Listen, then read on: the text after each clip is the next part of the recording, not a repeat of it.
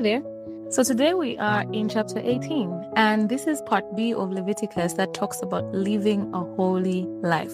So part A was a lot more about the sacrifices and the things that we were supposed to follow. But part B is more about living a holy life, and God was giving standards for the people. In chapter 18, he talks about unlawful sexual relations. Now, when I was reading this chapter, I think I kept on jaw dropping because there are certain things that were so normal in the pagan culture, in Egypt. And, after Egypt, these people also moved now to Canaan, which was another highly infested country with idolatry, right? Highly infested with idolatry. So they were moving from an idol-infested country to another. And so God was so particular in giving them these instructions because he was now saying, you must obey my laws, right? Do not follow their practices. I am bringing you to a particular land, and I do not want you to follow the practices of the people in the land where I am bringing you. Now, just there, I felt a nudge in my heart to talk about this because there are certain places God takes us to, and instead of taking his light, we start to conform to those places. He takes you to a workplace and all of a sudden your light is dimmed. He takes you to a school, to a particular institution, and your light is dimmed. The Lord was indeed taking the people to the land of Canaan, right? He was even saying, you must not do as they do in the land of Canaan where I am bringing you. So it was God taking them to that place, but still giving them the instruction that they should not conform or start to act like the place that he was taking them to. So we should be very careful not to slip into different cultures and different norms that the world has given. There are these societal norms that the world wants to give us, to think a certain way, to dress a certain way, to speak a certain way, to do things a certain way. And especially in this generation today, there's so much infestation of worldly desires and conformity.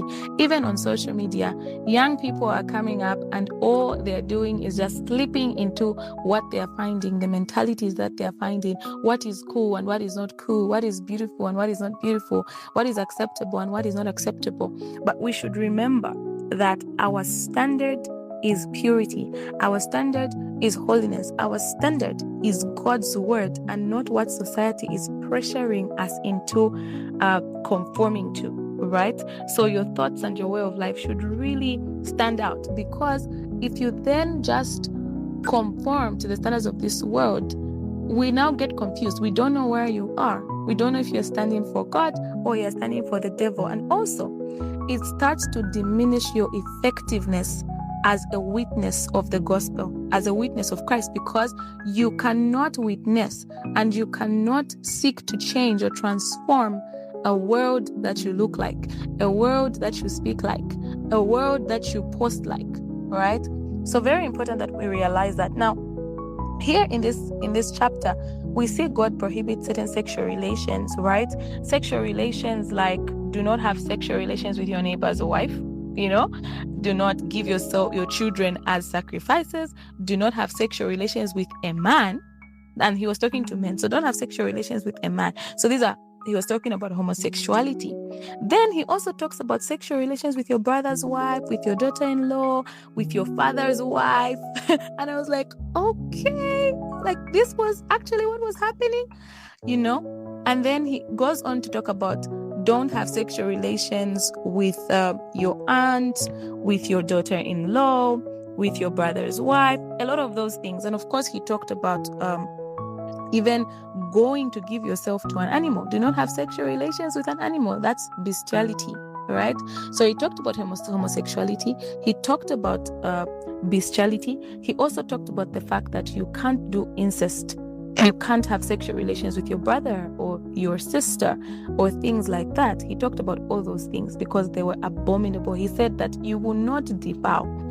You should not defile yourself, because all the nations that I am punishing I am punishing them because they defiled themselves in this way. They did these detestable things, and that is how they became defiled.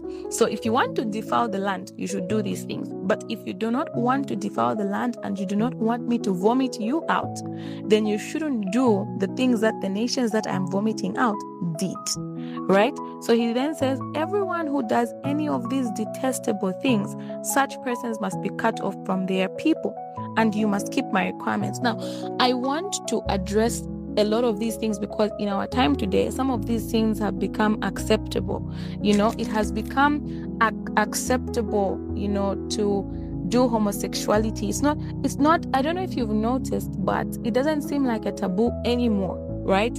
There are people, organizations, institutions that are even advocating. People have got the right to express themselves because this is their sexual orientation or stuff like that. So the devil has successfully tried to reconfigure our minds to start to see these things as okay, these things as normal. Meanwhile, they were not. There are a lot of things that in the past were looked at with a very bulged eye. And then right now we look at them as if they're normal. I want to make mention that if there were sins then, there are still sins today. In God's eyes, it is still a sin, right?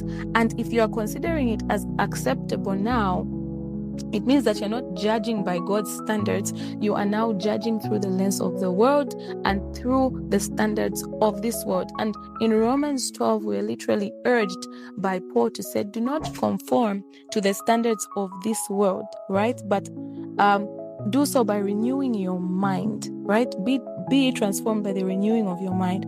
So it's very important that we realize that all these things, all these unlawful sexual relations with close relatives, adultery, homosexuality, and all these things that have become normal in today's time were sins before God, and they are still sins even now.